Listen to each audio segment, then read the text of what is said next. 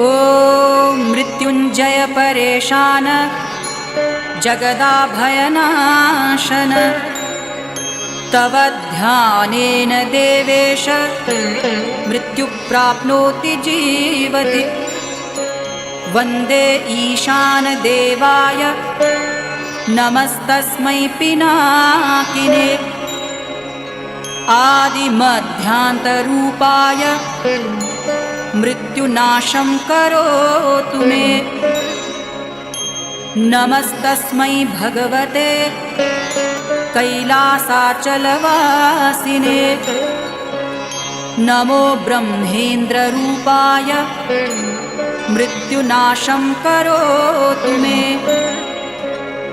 त्र्यम्बकाय नमस्तुभ्यं पंचस्याय नमो नमः।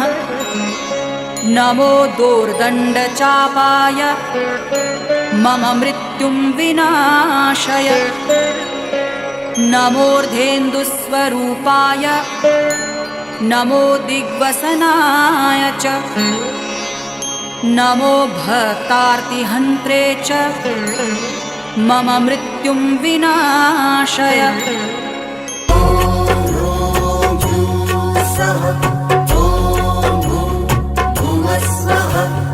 ॐ त्र्यम्बकं यजामहे सुगन्धिं पुष्टिवर्धनम् उर्वारुकमिव बन्धनान् मृत्योर्मुक्षीयमामृतात्।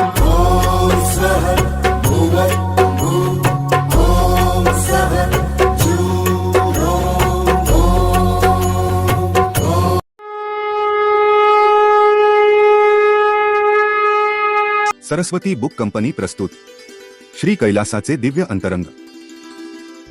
फोटोग्राफी व संशोधन श्री रमेश कुंदूर। निर्मिती सहाय्य श्री कृष्ण ढोरे। हजारो वर्षांपासून हिंदू धर्मामध्ये कैलास पर्वत हा पवित्र पर्वत मानला जातो। कैलास पर्वतावर भगवान श्री महादेव, माता पार्वती, श्री गणेश यांचे वास्तव्य असल्याचे आपल्या अनेक धर्मग्रंथांमध्ये वाचायला मिळते। कैलास पर्वताचे दर्शन घेणे, त्याची परिक्रमा करणे आणि पवित्र मानसरोवरात स्नान करणे या अत्यंत दुर्लभ गोष्टी आहेत। कैलास पर्वत हा चीनच्या ताब्यातील तिबेट प्रांतात आहे। हिंदू धर्मियांप्रमाणे तिबेटियन लोकही कैलास पर्वताला पवित्र मानतात। या पर्वताला फक्त परिक्रमा करता येते, परंतु पर्वतावर पाऊलही टाकता येत नाही। सरस्वती बुक कंपनी च्या श्री रमेश कुंदूर यांनी जून 2013 मध्ये कैलास मानसरोवर यात्रा केली। यावेळी त्यांनी काढलेल्या फोटोंचे बारकाईने निरीक्षण केल्यावर काही अचंबित करणाऱ्या गोष्टी नजरेस आल्या आणि मग त्यांना वाटलं, आपण पाहिलेल्या कैलास पर्वतावरील या अमूल्य दैवी सौंदर्य आविष्काराचे दर्शन आपण सर्वांना करून द्यावं। म्हणूनच हा प्रयत्न। श्री कैलासाचे अंतरंग पुस्तक व डीव्हीडीचा प्रकाशन सोहळा।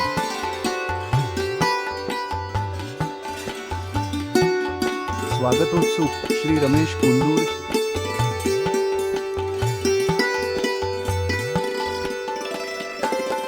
श्री स्वामी जगद्गुरु शंकराचार्य करवीरपीठ यांच्या शुभहस्ते।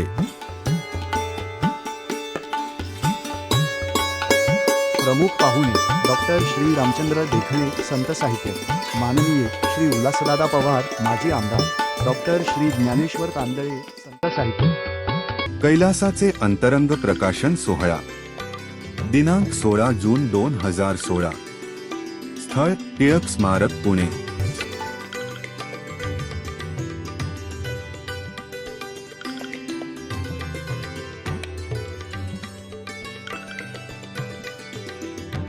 स्वामींच्या आगमनाप्रित्यर्थ श्री वसव रमेश कुंदूर। जगद्गुरु स्वामी शंकराचार्य श्री नृसिंह भारती यांच्या हस्ते श्री कैलासाचे अंतरंग या पुस्तिकेचे व डीव्हीडीचे प्रकाशन। श्री रमेश कुंदूर माननीय संत साहित्यक डॉक्टर श्री रामचंद्र देखणे यांना शाल व श्रीफळ देऊन त्यांचा सन्मान करताना संत साहित्यक माननीय श्री ज्ञानेश्वर तांदळे यांचा शाल व श्रीफळ देऊन सत्कार करताना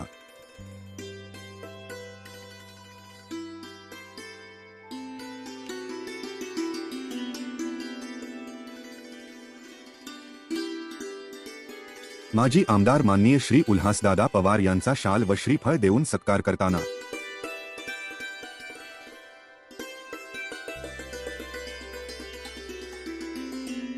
तेलंगणाचे माननीय श्री ओमसाई यांचा शाल व श्रीफळ देऊन सन्मान करताना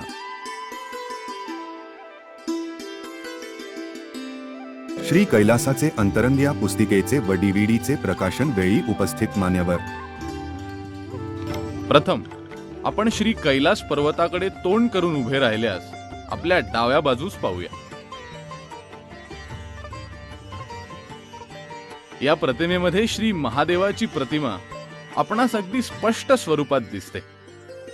डोक्यावर जटा, कपाळावर भस्माचे पट्टे, त्यावर महादेवांचा तिसरा डोळा, सरळ नासिका, मुख, हनुवटी इत्यादी आपणास स्पष्टपणे दिसून येतात.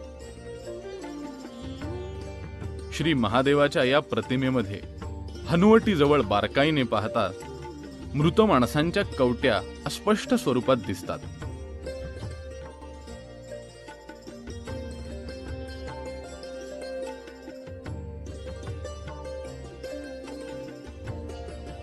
या छायाचित्रामध्ये श्री महादेवांच्या याच प्रतिमेजवळ श्री हनुमानाची सुंदर छायाकृती दिसते.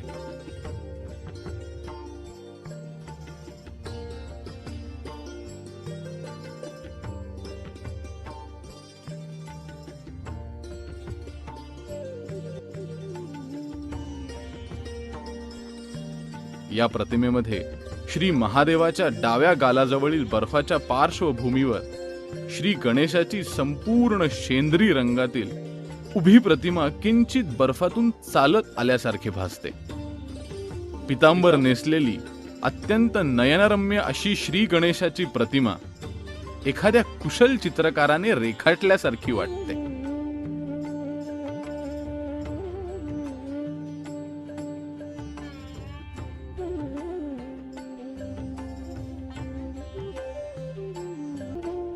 या छायाचित्रामध्ये आपल्या डाव्या बाजूस पाहिले असता पुन्हा भगवान महादेवाची प्रतिकृती दिसते.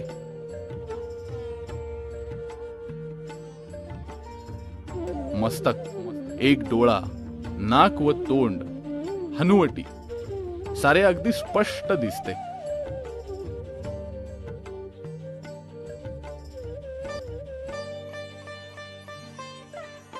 या प्रतिमेमध्ये डावीकडील कोपऱ्यात नागराजाने वेढलेल्या शिवलिंगाचे दर्शन होते.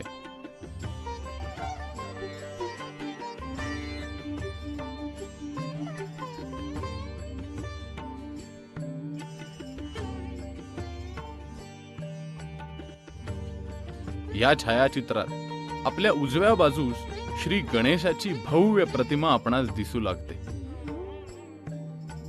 अगदी शांत मुद्रा असलेल्या श्री गणेश प्रतिमेचे संपूर्ण निरीक्षण केल्यावर डोक्यावरील मुकुट, कपाळावरील गंध, अर्धवट मिटलेला डोळा, एकदंत, सुपासारखे कान दिसतात. मात्र या कानाची रचना पाचफणी नागासारखी आहे. शांत मुद्रेतील श्री गणेश ही प्रतिमा अतिशय विलोभनीय दिसते.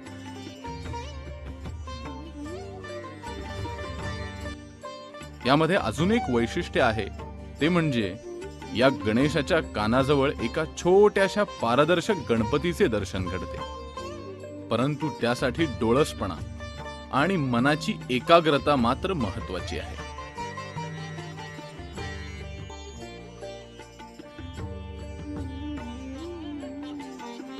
या प्रतिमेमध्ये आपणास गोमातेचे दर्शन घडते. मस्तक, डोळे, तोंड, कान इत्यादी अत्यंत सुबक आणि रेखीव आहेत.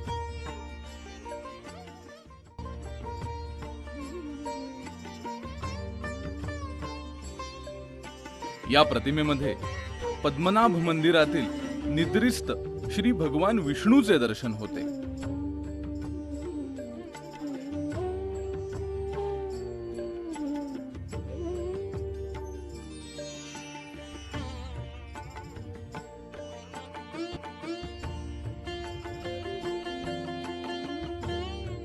या प्रतिमेमध्ये बर्फामध्ये रेलून उभी असलेली श्री गणेशाची भव्य प्रतिमा आपणास दिसू लागते. पितांबर नेसलेला वस्त्र विभूषित श्री गणेश, तसेच त्यांच्या उजव्या हाताला श्री रिद्धी देवता व डाव्या हातावर सिद्धी देवता बसलेली दिसत आहे. अतिशय गौरवर्णी असलेल्या या मोहक रूपातील देवतेचे मुकुटापासून पायापर्यंतचे दर्शन अतिशय आश्चर्यकारक परंतु विलोभनीय आहे.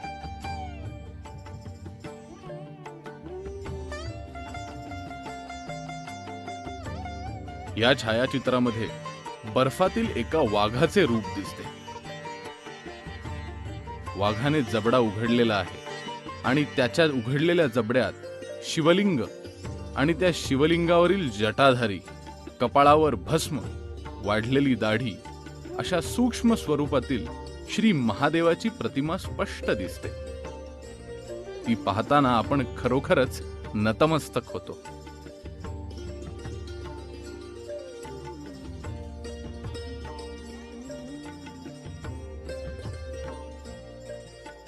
या छायाचित्रात तळहातावर शिवलिंग घेतल्याचे दिसत आहे. तळहात आणि बोटे अगदी स्पष्ट स्वरूपात दिसतात.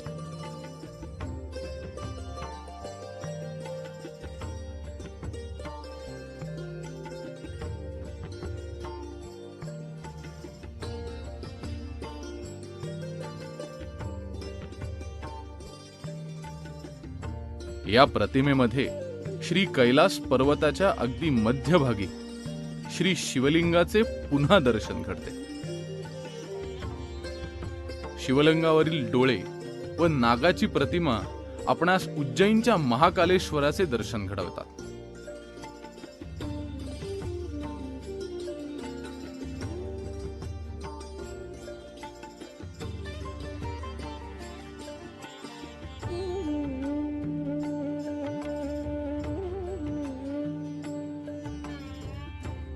या छायाचित्रामध्ये डोक्यावर मुकुट, मळवट भरलेले कपाळ, नाक, डोळे व कर्णभूषणे घातलेले कान, शांत भाव असलेल्या स्वयंभू रेणुका मातेचे दर्शन होते.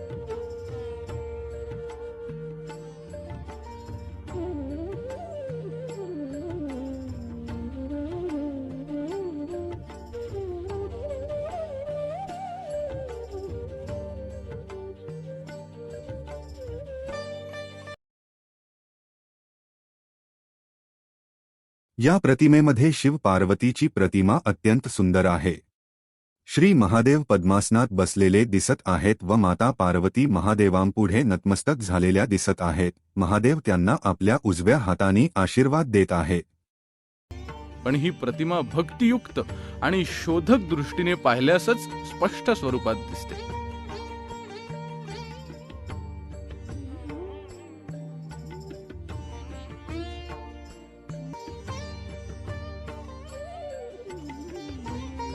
या प्रतिमेमध्ये गुलाबी रंगाची छटा असलेली महादेवाची सुंदर प्रतिमा दिसते. जवळ आडवा पडलेला त्रिशूळ जणू काही एखाद्या कुशल चित्रकाराने आपल्या कुंचल्यातून रेखाटल्यासारखी ही प्रतिमा भासते.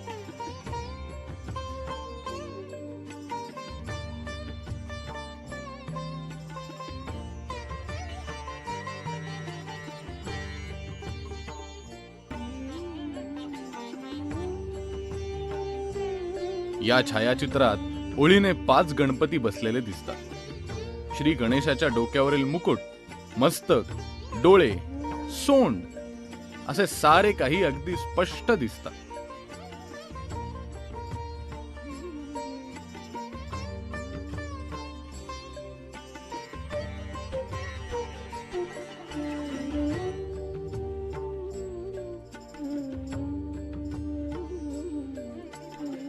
या प्रतिमेमध्ये कैलास पर्वतावर जसे वारंवार श्री महादेव व श्री गणेशाचे दर्शन होते, त्याचप्रमाणे श्री हनुमानाचीही अनेक रूपे बघायला मिळतात. अतिशय निरागस अशा हनुमानाचे दर्शन होते. निद्रिस्त अवस्थेत असलेल्या हनुमानाच्या कपाळावर, कानाच्या पाळीवर, गालावर वारकरी लोक ज्याप्रमाणे गंध लावतात त्याप्रमाणे हनुमानाच्या चेहऱ्यावर गंध लावलेले दिसते.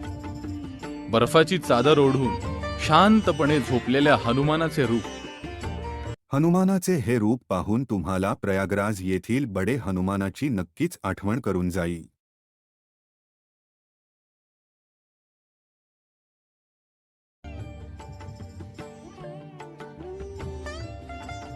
या प्रतिमेमध्ये अस्पष्ट रूपातील श्री हनुमानाची प्रतिमा दिसते.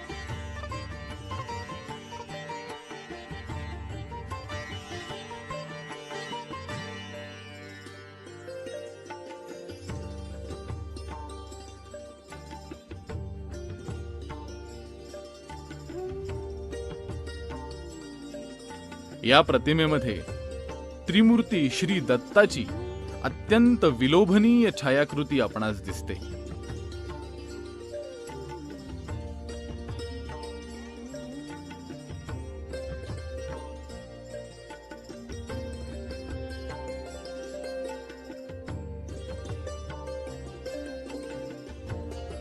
या प्रतिमेमध्ये नवनाथांपैकी कुणी एक नाथ असावेत अशी संपूर्ण वेशभूषा, केशभूषा, कपाळावर भस्म, वस्त्र, छाटी, भिक्षापात्र असे श्री मच्छिंद्रनाथाचे रूप आपल्याला दिसते.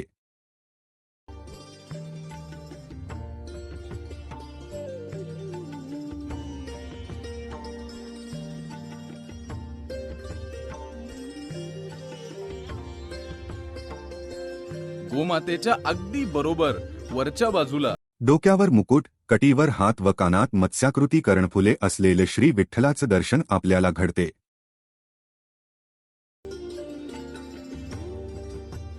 या छायाचित्रात वरील फोटो एकाग्र चित्ताने पाहिल्यास त्याच शेजारी एक प्रतिमा बर्फात झोपलेल्या साधू महाराजांची, तर दुसरी प्रतिमा खेडेगावातील एखादे बालक डोक्यावर टोपी घालून अंगावर घुंगडी पांघरून अगदी शांत झोपल्यासारखे दिसते. त्या बालकाचा चेहरा सुद्धा अगदी निरागस वाटतो.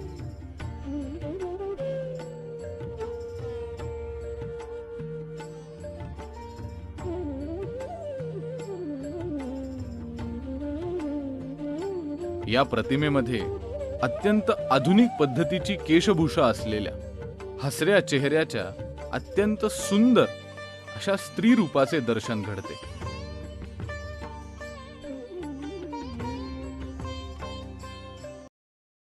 या प्रतिमेत श्री शंकर महाराज आणि श्री साईबाबांचे एकत्रित दर्शन घडते. चेहरा पूर्णपणे शंकर महाराजांचा, तर वेशभूषा व बैठक श्री साईबाबांची असे एकत्रित दर्शन घडते.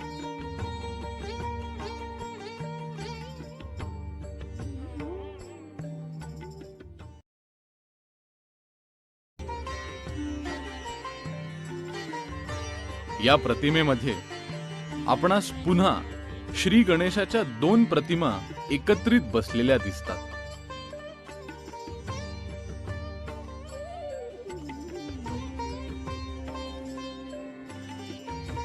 या प्रतिमेमध्ये साधू महाराजांचे स्पष्ट रूप दिसते. उंच चेहरा, बांधलेल्या जटा, डोळे, नाक, ओठ, पांढरी शुभ्र दाढी अशी ही प्रतिमा दिसते. ती प्रतिमा पाहून महाभारतातील भीष्माचार्यांच्या चेहऱ्याची आपणास आठवण येते.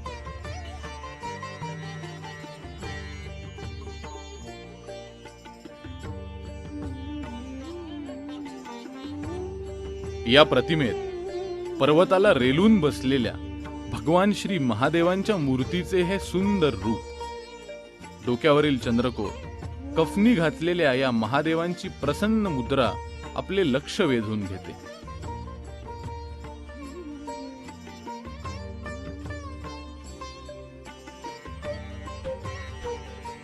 कैलास पर्वताच्या या फोटोत श्री महादेव आणि श्री तुळजाभवानीचे एकरूप दर्शन आपल्याला होते.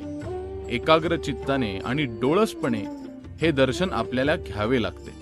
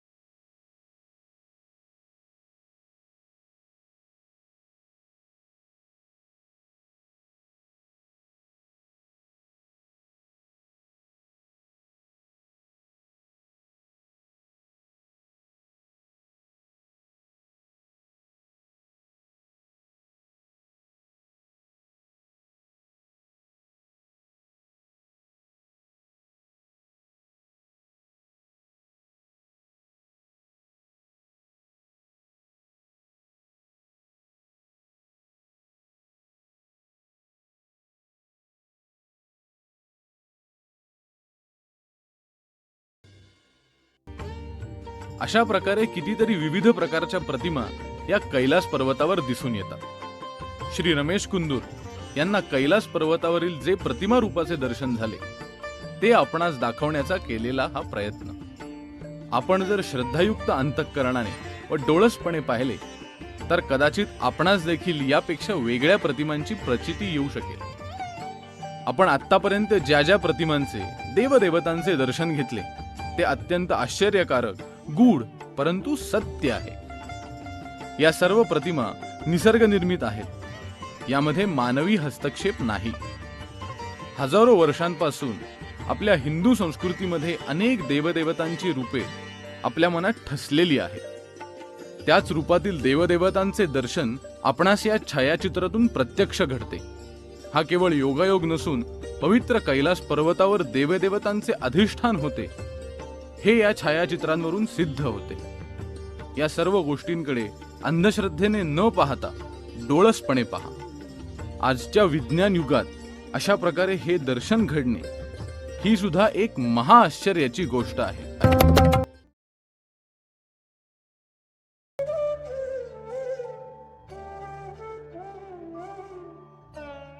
माननीय श्री पंडित वसंतराव गाडगे यांच्या शुभहस्ते व माननीय श्री दिलीपराव देशमुख धर्मादाय उपायुक्त तसेच डॉक्टर पांडव आयोडीन मॅन यांच्या उपस्थितीत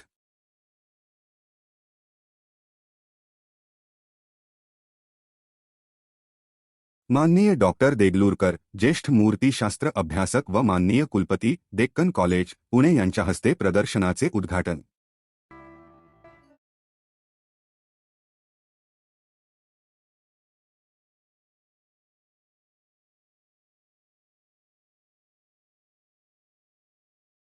प्रदर्शनाचे उद्घाटन करताना पंचांगकर्ते माननीय श्री मोहन रावदाते, सोलापूर विद्यापीठाचे प्रथम कुलगुरू डॉक्टर इरेश स्वामी व माजी आमदार माननीय श्री विश्वनाथ अण्णा चाकोते.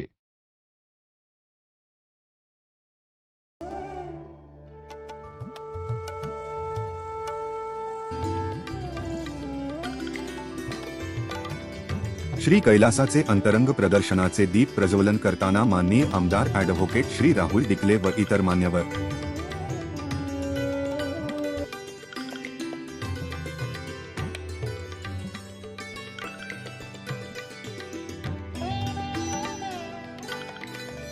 जगद्गुरु विश्वराध्य गुरुकुल जंगम मठ काशी यांना श्री कैलास दर्शनाचा फोटो व चित्रमय पुस्तक भेट दिले व याबद्दल सविस्तर माहिती दिली.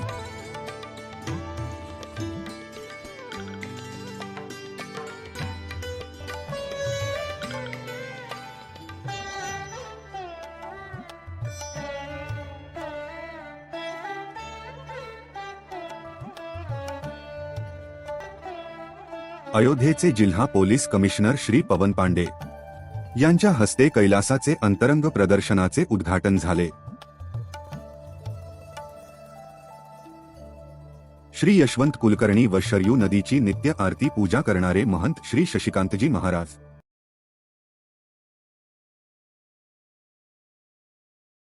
राष्ट्रीय स्वयंसेवक संघाचे राष्ट्रीय संघटन महामंत्री विनायकराव देशपांडे यांना प्रदर्शनातील छायाचित्रांची विस्तृत माहिती देताना श्री रमेश कुंदूर,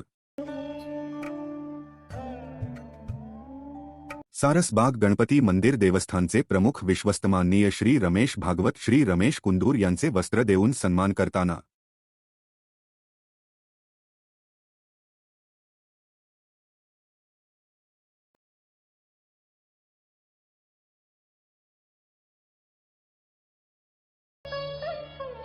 माननीय आमदार व मंत्री श्री चंद्रकांतदादा पाटील व इतर कार्यकर्ते प्रतिमाचे बारकाईने निरीक्षण करताना सोबत श्री रमेश कुंदूर. श्री कैलास दर्शन माझ्या आयुष्यातील अत्यंत सुखद प्रवास. शरीराने प्रवास केला आणि अंतरंग शिवशंभूच्या दर्शनाने पावन झाले. आतापर्यंतच्या मला ज्या प्रतिमांचे दर्शन झाले त्या सर्व प्रतिमा पवित्र श्री कैलास पर्वतावरील होत्या. पवित्र कैलास पर्वताची परिक्रमा करताना माझ्या मस्तकावर श्री महादेवांनी कृपाहस्त ठेवला आहे. त्यामुळे मला श्री कैलास पर्वताकडून जी ऊर्जा मिळाली आहे त्या ऊर्जेतून आणि श्री महादेवांच्या कृपाशीर्वादाने ज्या ज्या ठिकाणी निसर्गाचे फोटो काढले त्या त्या ठिकाणच्या फोटोंतून प्रत्यक्ष श्री गणेश, भगवान महादेव आणि पंचमुखी हनुमान प्रकट झालेले आहेत. फोटो काढताना मी निसर्गाचे फोटो काढीत असतो. डोंगर, पर्वत, झाडी, जंगल इत्यादींच्या. मी काढलेल्या फोटोंचे काही दिवसांनी बारकाईने निरीक्षण करण्याचा मला जणू छंद लागला आहे. त्या निरीक्षणातूनच अतिशय आश्चर्यकारक स्वयंभू प्रतिमा त्या फोटोतून प्रकट होऊन माझ्या नजरेसमोर साकारतात. आजच्या विज्ञानयुगात फोटोतून प्रतिमा दृष्टीस पडणे ही खरोखरच आश्चर्यकारक गोष्ट आहे, परंतु हे सत्य आहे. मी कोणी संतमहात्मा अथवा जपतप करणारी व्यक्ती नाही. मी एक साधारण सांसारिक व व्यावसायिक व्यक्ती आहे. निसर्गामधून प्रकट झालेले श्री महादेव, श्री गणेश, श्री पंचमुखी हनुमान, नृसिंह अवतार व कालीमाता. नोव्हेंबर 2019 मध्ये पूर्वांचलला म्हणजे 5 सिस्टरला जाण्याचा योग आला. मणिपूर, नागालँड, अरुणाचल प्रदेश, आसाम आणि मेघालय ही पूर्वेकडील 5 राज्ये अतिशय निसर्गसंपन्न आहेत. मणिपूर, नागालँड, आसाम करून अरुणाचल प्रदेशकडे निघालो. अरुणाचलमधील तवांग हे शहर बौद्ध विहारासाठी प्रसिद्ध आहे. तवांगपासून साधारण 25 ते 30 किलोमीटरवर संगस्टेर लेक, माधुरी लेक सरोवर हे निसर्गरम्य व चहूबाजूने डोंगरव्याप्त असे ठिकाण आहे. तलावाला लागूनच एक मोठा डोंगर आहे. फोटोग्राफी करताना आम्ही त्या डोंगराचे देखील फोटो काढले. 2 ते 3 दिवसांनंतर त्या फोटोचे मी बारकाईने निरीक्षण करताना मला स्वतः माझ्या नजरेवर विश्वास बसेना. फोटोमधून प्रत्यक्ष श्री नृसिंह अवतार, पंचमुखी हनुमान व श्री गणेशाची अनेक रूपे मला दिसली. मी मनोमन भारावून गेलो. त्यानंतर पुन्हा त्या फोटोचे बारकाईने निरीक्षण केले असता डोंगराच्या अगदी अंगठ्याएवढ्या जागेत एक प्रतिमा मला दिसून आली. मी ती प्रतिमा झूम करून पाहिली आणि त्या नैसर्गिक शिल्पकाराला विनम्रतेने वंदन केले. त्या प्रतिमेमध्ये मांडी घालून बसलेले बालगणेश आहेत. त्यांच्या शेजारी व्याघ्रांबर परिधान केलेले, जटा मोकळ्या सोडलेले प्रत्यक्ष भगवान श्री महादेव दिसत आहेत. श्री महादेवांच्या खांद्यावर सन्मानाने विराजमान झालेले नागराज त्यांच्या डाव्या खांद्यावरून पुढे येत श्री गणेशाच्या मस्तकावर छत्रधारी स्थितीत असल्याचे दिसते. तसेच बालगणेशाच्या अगदी पाठीमागे 2 पायांवर उंच उभा असलेला गजराज हत्ती आपणास दिसत आहे. पुढील 2 पाय उंच करून उभा असलेल्या गजराजाचे कान व मस्तक अगदी स्पष्ट दिसत आहे. गजराजाची सोंड देखील बालगणेशाच्या मस्तकावर सावली धरल्यासारखी दिसत आहे. असे दुर्लभ दृश्य पाहताना कुणालाही नतमस्तक झाल्याशिवाय राहणार नाही. या सर्व प्रतिमा संपूर्ण स्वयंभू आहेत.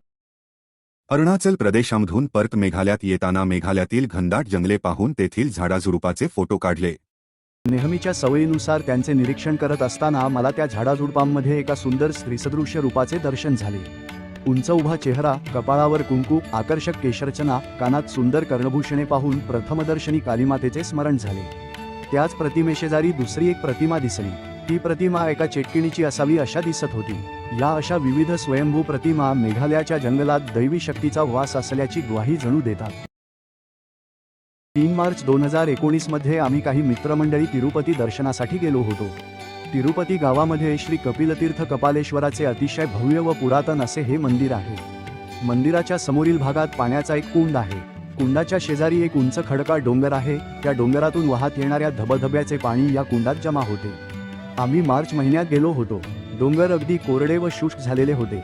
मला डोंगरांची भव्यता आवडली म्हणून मी त्याचे फोटो काढले. अंतर्यामी असलेली उत्सुकता म्हणून मी 2 ते 3 दिवसांनंतर त्या फोटोचे निरीक्षण केल्यानंतर त्या फोटोत स्वयंभू पंचमुखी हनुमानाचे स्वरूप प्रकट झालेले मला आढळले. मला आश्चर्याचा धक्का बसला. आजच्या युगात स्वयंभू प्रतिमा प्रकट होणे ही खरोखरच अवाक करणारी बाब आहे. मला या स्वयंभू पंचमुखी हनुमानाचे दर्शन घडले. हे मी माझे भाग्य समजतो. पुढे मी मित्रमंडळींसोबत नर्मदा परिक्रमेला गेलो होतो. प्रत्येक दिवशी पहाटे नर्मदा नदीवर स्नान करून सायंकाळी दुसऱ्या गावी मुक्कामाला आम्ही जात असे. नंदुरबार जिल्ह्यातील प्रकाशा हे एक टुमदार गाव, नर्मदा परिक्रमेतील एक महत्त्वाचे ठिकाण. आम्ही सायंकाळी प्रकाशा गावातील धर्मशाळेत थांबलो. त्या धर्मशाळेजवळच 2 शिवमंदिरे होती. आम्ही सर्वजण दर्शनासाठी गेलो. दुसऱ्या शिवमंदिराच्या शेजारील टेकडीवर आम्ही गेलो तेव्हा मला 2 मोठ्या शिळा दिसल्या. मी नेहमीच्या सवयीने त्यांचे फोटो काढले. नंतर सवयीप्रमाणे दुसऱ्या दिवशी सूक्ष्म निरीक्षण केले असता त्या शिळांवर प्रत्यक्ष स्वयंभू श्रीगणपती प्रकट झालेले दिसले.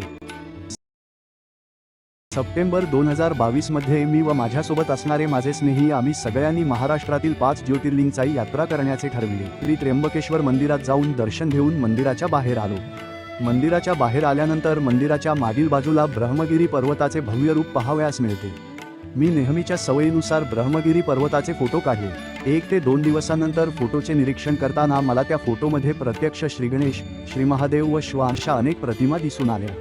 मी अगदी भांबावून गेलो. मनःपूर्वक नतमस्तक झालो. श्री गणेशाचे व श्री महादेवाचे असे वारंवार दर्शन होणे म्हणजे माझ्या पूर्वजन्मीच्या व माझ्या पूर्वजांच्या पुण्यसंचयामुळे मला लाभलेले हे दर्शन फळ आहे असे समजतो. बरोबर 1 वर्षानंतर ऑगस्ट 2023 मध्ये नाशिक येथे गोदावरी नदीच्या काठी श्रीकैलासाचे दिव्य अंतरंग प्रदर्शन आयोजित केले होते. प्रदर्शनामध्ये ब्रह्मगिरी पर्वताचे व त्यामध्ये श्री गणेश, श्री महादेव व श्वान अशा प्रतिमा असलेली डिजिटल लाइटिंगची फ्रेम भेट देण्यासाठी श्री क्षेत्र त्र्यंबकेश्वरला गेलो. मंदिराचे विश्वस्त श्री स्वप्नील शेलार यांना ती फोटो फ्रेम भेट म्हणून दिली असता त्यांना देखील खूपच आश्चर्य वाटले. त्यांना मी मंदिराच्या मैदानात घेऊन गेलो. तेथून मला मागील वर्षी ज्या ठिकाणी श्री महादेव दिसले होते पुन्हा त्याच ठिकाणी श्री महादेवांची प्रतिमा त्यांना दाखविली. तेथील विश्वस्त, पुजारी, सेवेकरी यांना ते पाहून अत्यंत आश्चर्य वाटले.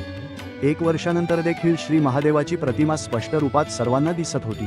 विश्वस्त व पुजाऱ्यांनी त्वरित मंदिरातून रुद्राक्षाची माळ आणून माझ्या गळ्यात घातली.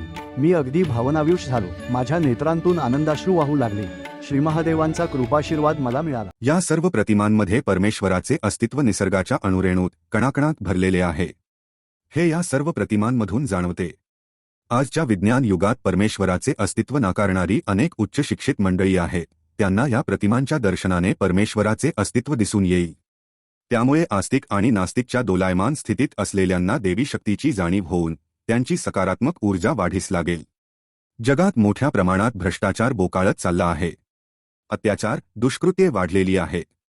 सर्वांच्या मनात या दैवी प्रतिमांच्या दर्शनाने सकारात्मकता वाढून त्यांच्यातील दुष्ट विचार हळूहळू नष्ट व्हावेत अशी सदिच्छा आहे आणि ते होतील असा विश्वासही आहे. अशा सद्धेतूने या प्रतिमा आपल्यासमोर आणण्याचा केलेला हा अल्पसा प्रयत्न आहे. अंती शिवशंभूंचा कृपाशीर्वाद. जय श्री शिवशंकर. नमामामी शंकर. शिव शंकर शंभो. हर हर महादेव. बम बम बोले.